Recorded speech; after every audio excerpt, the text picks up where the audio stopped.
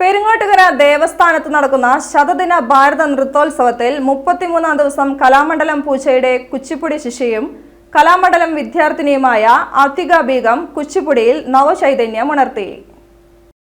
രാഗമാലികയും ആദി താളത്തിലുള്ള പൂജയും ഗുരുവെമ്പടി ചിന്നസത്യം ചിട്ട ചെയ്ത ജയദേവ അഷ്ടപതിയും ആസ്വാദക ശ്രദ്ധ നേടി. ഗുരുനിത്യ സുരേഷിന്റെ കലാമണ്ഡലം ബാണിയിലുള്ള ശിക്ഷണത്തിൽ അരങ്ങേറിയ തപസ്യ സ്കൂൾ ഓഫ് ഡാൻസ് ജിആർഎം അവതരിപ്പിച്ച ഭരത നാട്യാഞ്ജലിയിൽ ശ്രീ വിഘ്നരാജം ഭജേ സീതാരാമ സുന്ദരചരിതേ എന്ന ഭരതനാട്യ വർണ്ണവും മാധവ മാമവ എന്ന കൃഷ്ണസ്തുതിയും കാളിയ മതഹര നർത്തനമായ കലിംഗ നർത്തനവും മുരുകൻ പാടലും ചിന്നക്കണ്ണൻ എന്ന ചെയ്താൻ തെരിയുമ എന്ന കൃഷ്ണചരിത പദവും ഗംഭീരമായി അവതരിപ്പിച്ചു.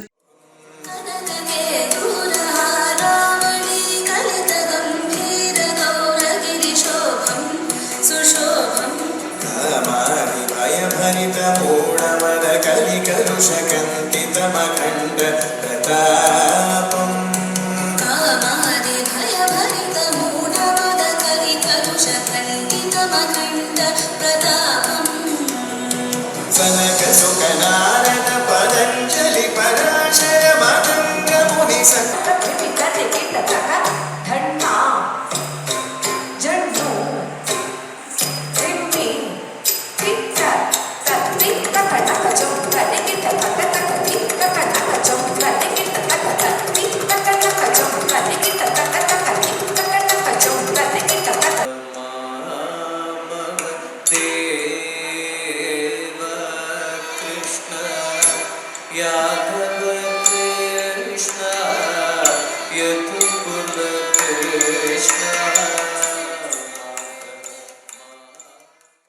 ജിഷ്ണ ഷാജു, ശ്വേത പി ഷൺമുഖൻ എന്നീ നർത്തകിമാർ മോഹിനിയാട്ടത്തിൽ സോപാന ഗണപതി എന്ന കീർത്തനത്തിൽ തുടങ്ങി ക്ഷീരസാഗര ശയന എന്ന ത്യാഗരാജ കൃതിയും ചെന്തർ സായകം പദം എന്നിവ ലാസ്യഭാവ ഭംഗിയോടെ അവതരിപ്പിച്ചു.